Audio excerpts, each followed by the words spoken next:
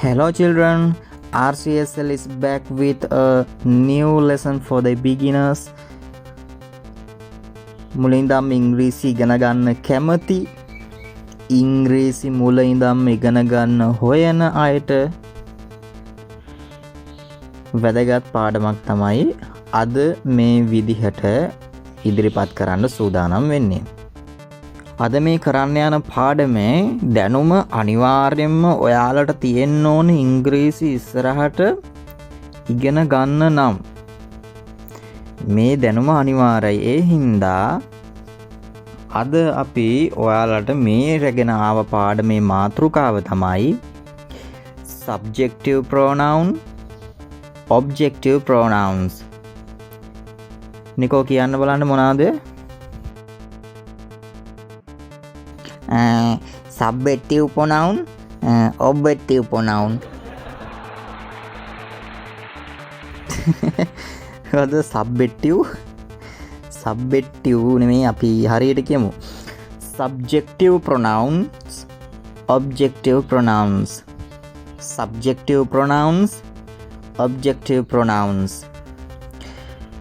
මේ දෙකේ තේරුම තමයි subjective pronouns කියලා කියන්නේ කර්තෘකාරක සර්වනාම පද, objective pronouns කියලා කියන්නේ කර්මකාරක සර්වනාම පද.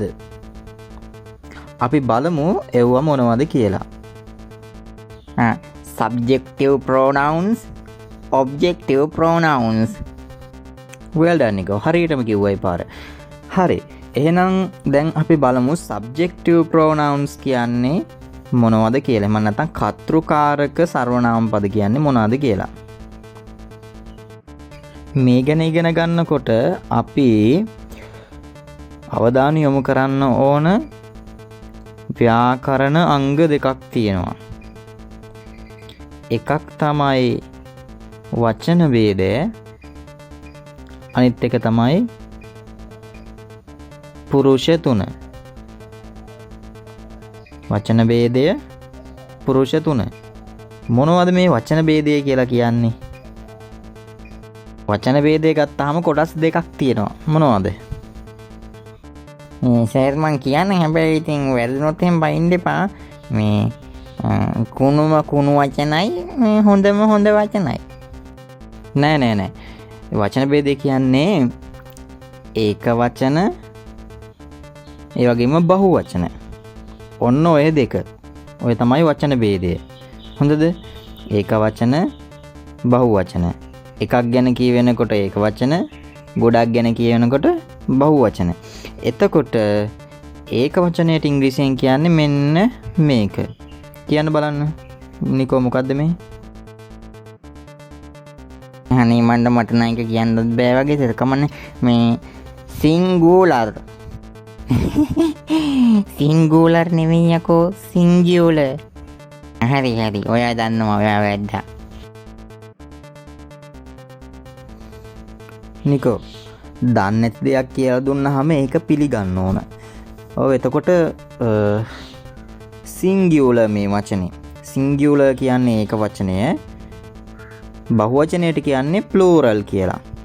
singular, plural. දැන් ඊට පස්සේ මං කියවනේ අර පුරුෂ තුනක් ගැන. ඒවට ඉංග්‍රීසියෙන් කියන්නේ 3 persons කියලා. හොඳේ? මොනවද මේ 3 persons? ඩේමියන් දන්නවද? දන්නවා sir. first person, second person, third person. first person කියන්නේ ප්‍රථම පුරුෂ, second person කියන්නේ මධ්‍යම පුරුෂ, third person කියලා කියන්නේ උත්තම පුරුෂ. ඩේමියන් මේ ගොඩක් අය වර්ධ ගන්න තැනක් තමයි යෝක. අර first කියලා තිබ්බට හිතනවා මේක ප්‍රථම කියලා. නැහැ. first person කියලා කියන්නේ උත්තම පුරුෂ. හොඳද? second person කියලා කියන්නේ මධ්‍යම පුරුෂ. third person කියලා කියන්නේ ප්‍රථම පුරුෂ. එතකොට first person එකෙන් කියවෙන්නේ තමන් ගැන. මොනවද මේ දෙක? first person singular pronoun එක තමයි subjective pronoun එක තමයි I. I කියන්නේ මම. ඊළඟට ඒකේ plural එක we. අපි. second person එකේ තියෙන්නේ තමන් ළඟ ඉන්න කෙනෙක්ට කතා කරනවා වගේ. second person singular subjective pronoun එක you. මේකේ තේරුම ඔබ. එතකොට මේකේ plural එකත් youමයි. එතකොට මේකේ සිංහල තේරුම ගන්නේ ඔබලා.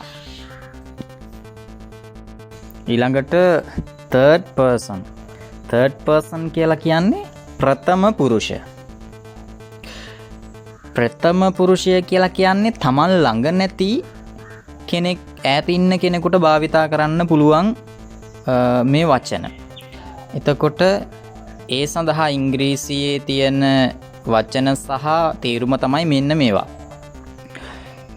third person singular subjective pronouns ටික තමයි he, ඔහු, she, ඇය, it, ඌ, ඒක. ඒ වගේම ඕනම නාම පදයක් මේකට භාවිතා කරන්න පුළුවන්. කෙනෙකුගේ නමක්, සතෙකුගේ නමක්, එහෙමත් නැත්නම් වෙන දෙයක්, යම් කිසි දෙයක් නමක්, මේ විදිහට ඕනම දෙයක් භාවිතා කරන්න පුළුවන්. ඊළඟට third person plural subjective pronouns ටික තමයි ඒකේ ටිකක් නෑ. ඔය ඔක්කොටම භාවිතා කරන්නේ they කියන එක. they, ඔවුන්. දැන් එහෙමනම් මෙන්න මේ ටික අනිවාර්යෙන් මතක තියාගන්න. subjective pronouns කියලා කියන්නේ හැම නිතරම වාක්‍යයක මුලට තමයි භාවිතා කරන්න ඕන.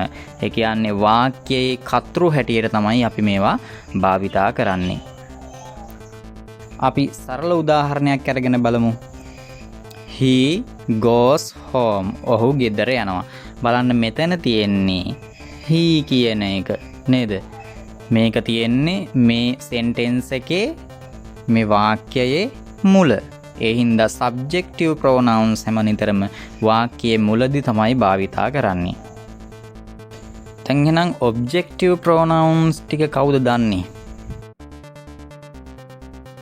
I know who know බකමුණ මම දන්න මේ I know. අනේ මේ නිකෝ කටවාගෙන ඉන්නවා ඔයි. එහෙනම් මේ person තුනට අදාළව ඒක වචන බහුවචන මොනවද එන නාමපද සහ මේ සර්වනාම පද ඒ වගේම ඒකේ තේරුම මොකක්ද කියලා කියන්න බලන්න නිකෝ. මම කැමතියි නිකෝ මේ ඉස්සරහට ඇවිල්ලා ඒක කියලා දෙනවට. thank you sir අවස්ථාව දුන්නට. objective pronouns කියලා කියන්නේ කර්මකාරක සර්වනාම පද. හරිද? එතකොට අපි first person singular එක හැටියට ගන්නෙ me කියන එක. මේක තේරුම තමයි මට, මාව. ඊට පස්සේ ඒකේ බහුවචනය us. අපිට, එහෙමත් නැත්නම් අපිව. මේ අහන්න මම දැන් කියන්නේ second person එක. second person singular objective pronoun එක තමයි you කියන එක. මේකේ තේරුම ඔබට, ඔබව. ඒ වගේම මේකේ plural එක තමයි ඒත් youමයි. ඔබලාට, මට නැත්නම් ඔබලාව. yes හරි. දැන් මම කියන්න යන්නේ first person එක. first person singular objective pronouns වලට ගන්නේ මෙන්න මේ වචන. him, ඔහුට, ඔහුව.